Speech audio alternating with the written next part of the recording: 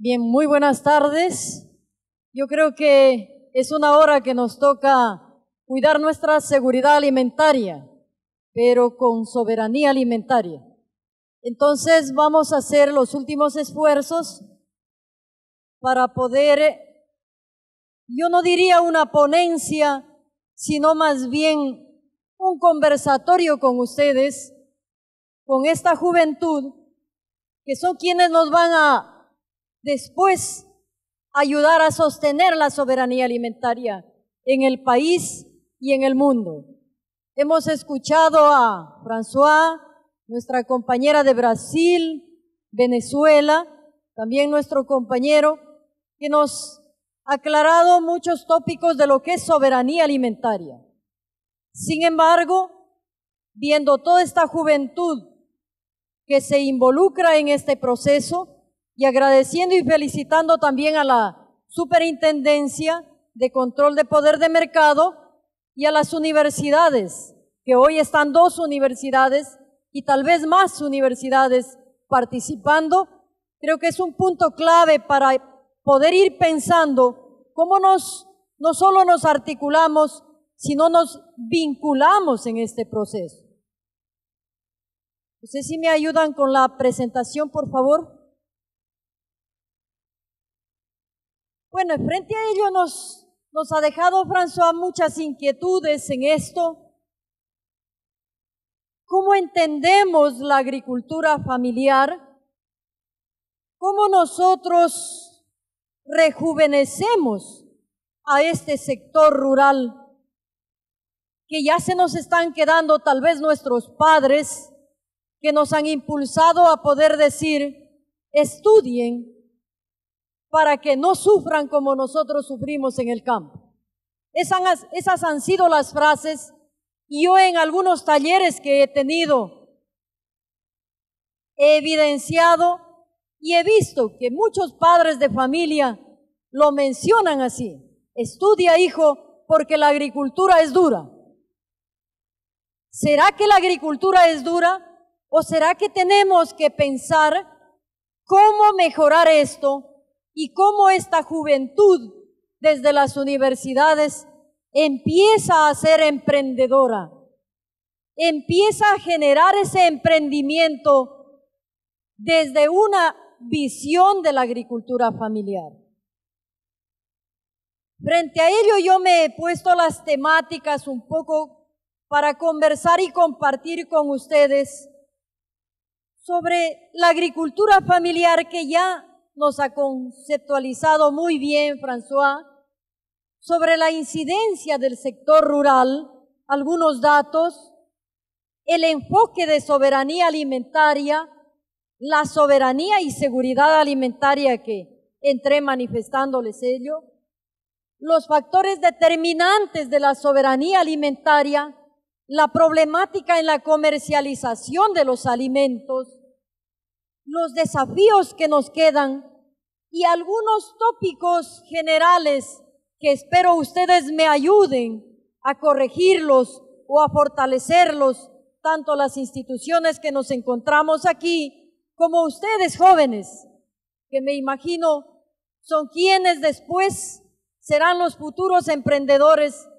y no, porque la universidad ya estamos y tenemos que cambiar aceleradamente en formar profesionales, no para que sean empleados, sino para que sean emprendedores y gerentes. Esa es lo que tenemos las universidades. Quienes todavía nos encontramos ahí, tenemos que hacer ese trabajo duro. ¿Cómo lo hacemos? Ayudándonos entre todos. La agricultura familiar, ya nos decía François, y nos manifiesta también, bueno, ¿quién de ustedes, muchos de ustedes, derivamos de una familia? Y todos derivamos de una familia, pero muchos de ustedes derivamos de un hogar que tiene su finca, que tiene y practica su agricultura familiar, y todos hemos metido la mano a veces en poder cosechar el maíz, la caña, ayudar en la siembra, aunque sea con el teléfono al lado, pero lo hemos ayudado.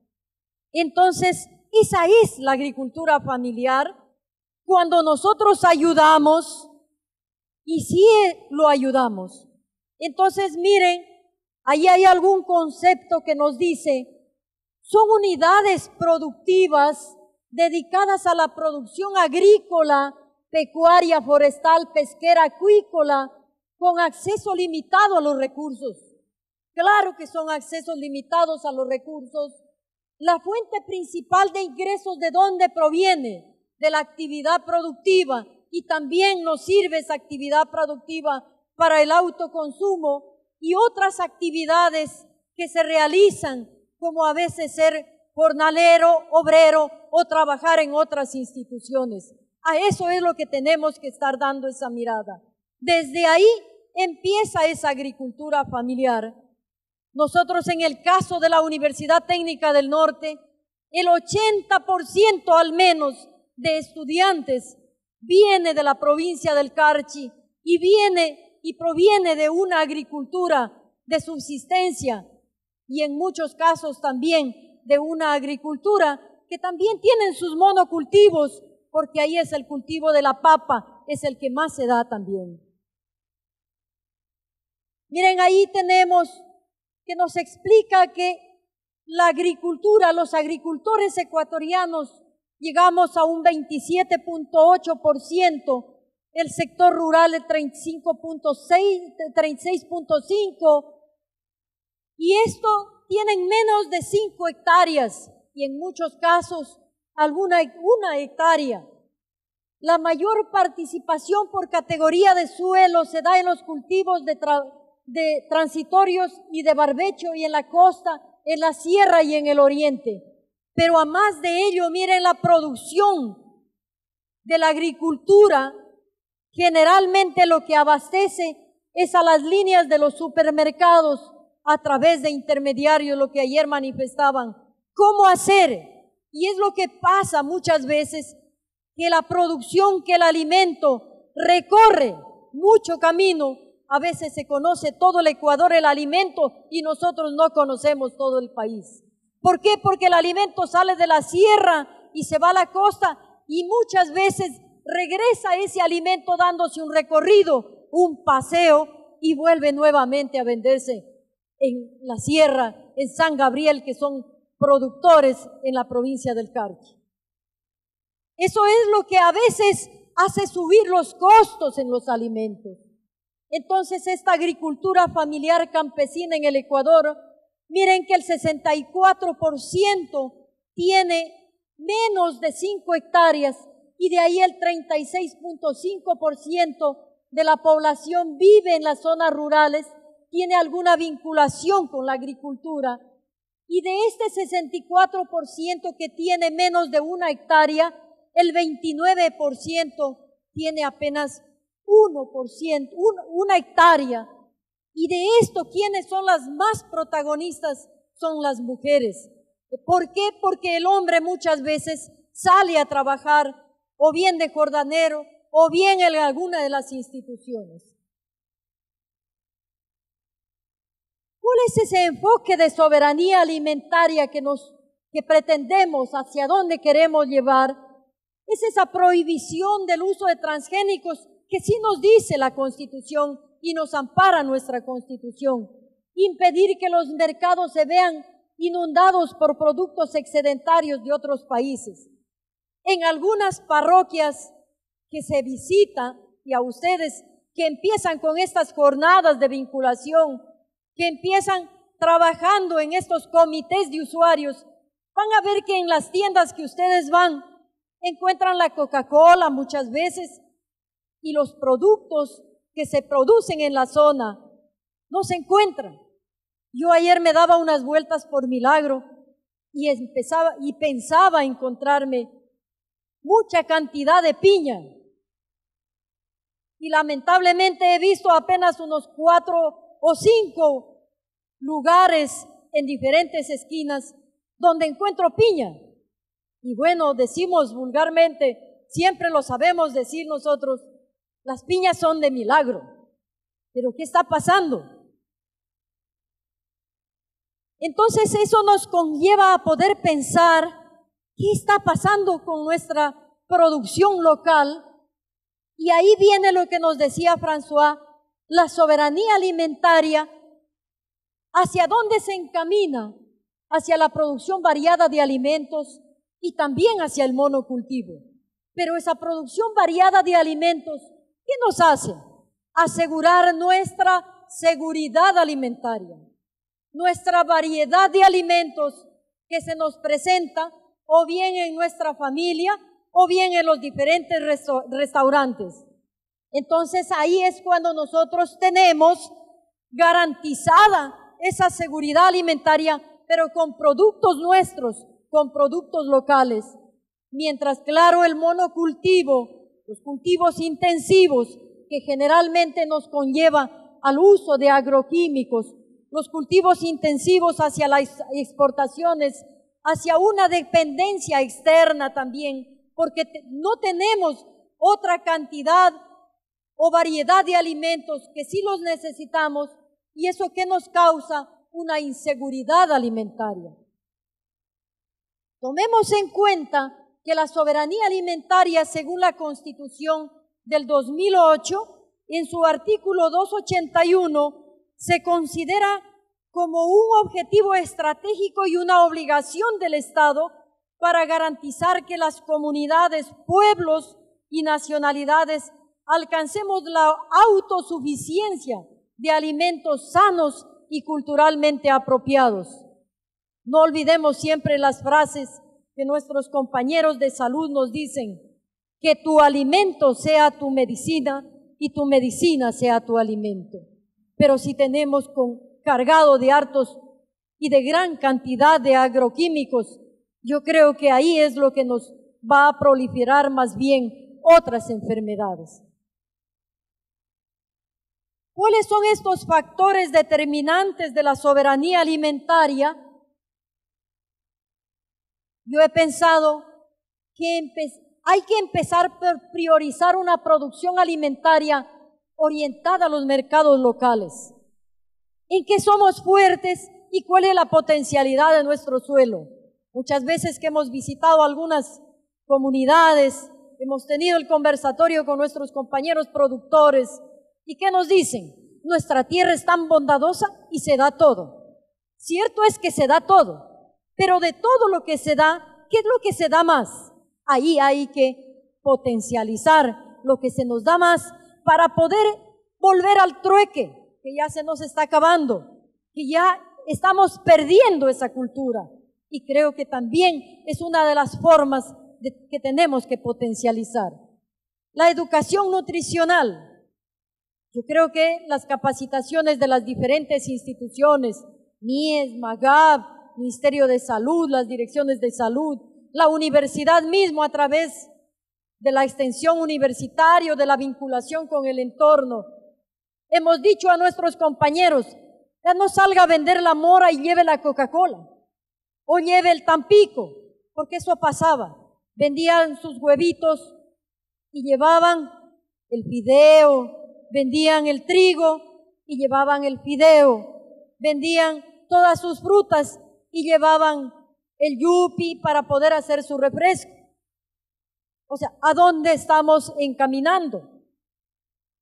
La escolaridad y capacitación, sí, compartir, compañeros. Hoy la universidad nos hemos encaminado ¿a qué?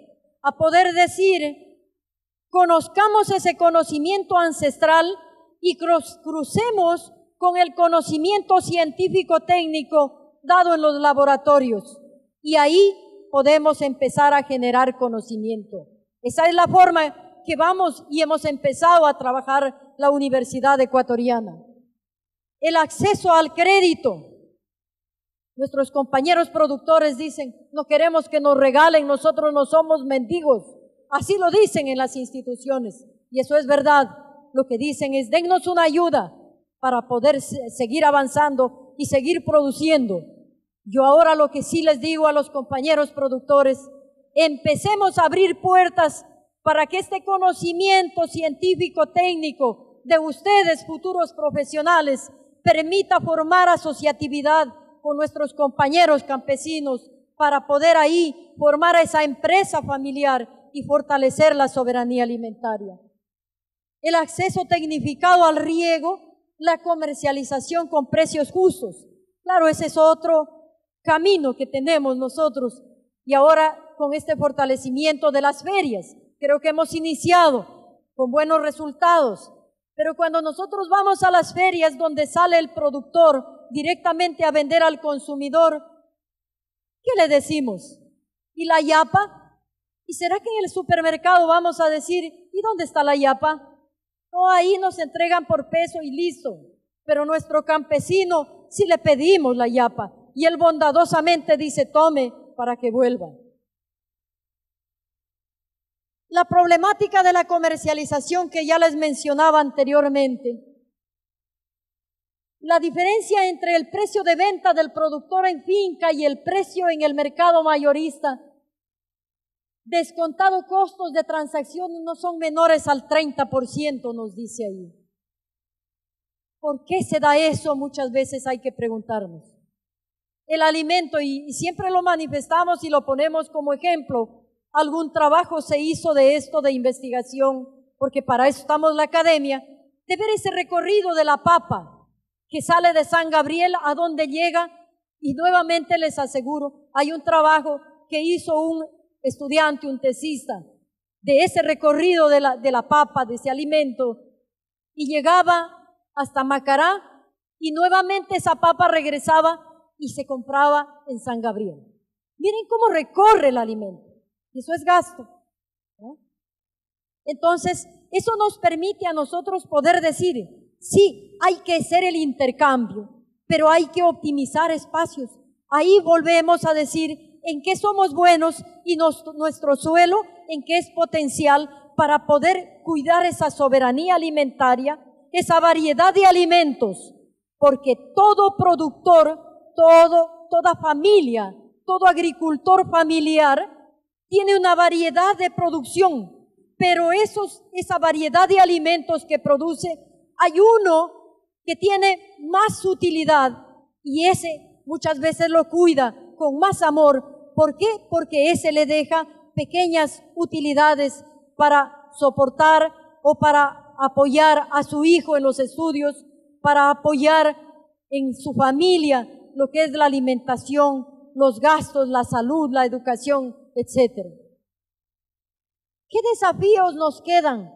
Nos quedan desafíos como lo que se refiere al conocimiento, investigación, saberes ancestrales, la valoración de la producción nacional. Tenemos que seguir conociendo, señores estudiantes, a través de quienes estamos al frente hoy de ustedes. Mañana serán ustedes quienes están al frente, pero tenemos que seguir conociendo ese saber ancestral, esa cultura y no perderla. Los factores de producción, tierra, agua, ya nos decía François, el problema es grande, es la mayor desigualdad que tiene Ecuador en lo que es distribución de tierra. Lo que es la asociatividad, redes, circuitos, economías campesinas que tenemos que fortalecer. Muchas de las universidades hacen investigación o hacemos investigación, pero esa solo se nos queda ahí o nos sirvió apenas para graduarnos y no le devolvemos ese conocimiento a nuestro compañero campesino que está necesitando de aquella información para mejorar su cultivo. En alguna charla que tuvimos en una universidad donde se intercambiaba el conocimiento ancestral y científico, decían los compañeros profesores que han hecho alguna investigación y decía, tenemos mayor rendimiento en el cultivo de la papa. Y alzaba la mano un compañero de una asociación y decía, nosotros queremos aprovechar esa tecnología, esa investigación que ustedes han hecho. Cuando nos reunimos y vamos directamente al campo. Ahí ya no vamos con presentaciones, sino a meter la mano en el lodo. Eso es lo que quiere el campesino y eso es lo que quiere nuestra agricultura familiar en el Ecuador. Una buena alimentación, costumbres, tendencias, rescate, innovación. ¿Dónde está la innovación? En ustedes jóvenes. Nosotros encaminamos ese conocimiento y ustedes tienen que seguir innovando, emprendiendo y viendo alternativas de generar emprendimientos, de generar trabajo. Y aquí me acuerdo de algún exalumno que algún rato le encontré y me decía, ingeniera, ¿sigue en la universidad? Sí, aún sigo, le decía. ¿Y usted dónde trabaja? Él, un poco agachada la cabeza, me dice, ¿sabe que me puse un negocio para vender helados? Pero agachando la cabeza, como que era algo raro, como que yo le iba a decir, usted ingeniero y haciendo helados. Le digo que bien, excelente. ¿Y dónde está su mercado? Yo tengo el mercado, me decía, de esmeraldas, del Carchi, de Sucumbíos. ¡Ah, qué bien! Y he generado, ingeniera, unas 4 o 6 fuentes de trabajo. ¡Qué bien! Eso es lo que queremos. No tengamos vergüenza de poder decir, este es mi emprendimiento, este es pero técnico y científicamente. ¿Por qué? Porque yo lo valoro, ese conocimiento, eso que aprendí en las aulas y pude generar esta innovación. ¿Y qué más? Si es que yo me agrupo con los compañeros campesinos, porque ellos tienen su tierra, tienen ese conocimiento ancestral y ustedes pueden mejorar eso y tener mejores utilidades. Que yo siempre sé decir y lo pongo a veces a son de chiste con mis alumnos y les digo, y dejemos de trabajar con este maestro Calle, que muchas veces sigue siendo moroso, porque calle arriba, calle abajo con nuestro título y no encontramos trabajo, sigue este maestro Calle siendo moroso. La capacitación nunca se acaba. Nosotros como docentes tenemos que seguirnos preparando. Ustedes cuando sean profesionales tienen que seguir aprendiendo y cada día se aprende.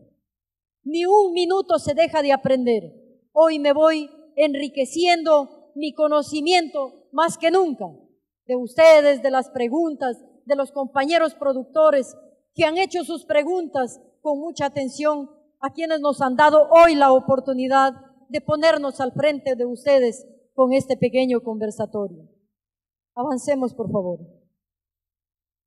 Bueno, y aquí vienen algunas propuestas que espero que muchos de ustedes me digan, aumentemos esto, o que me digan, no, esta no vale, vale que la reflexione y la piense de nuevo.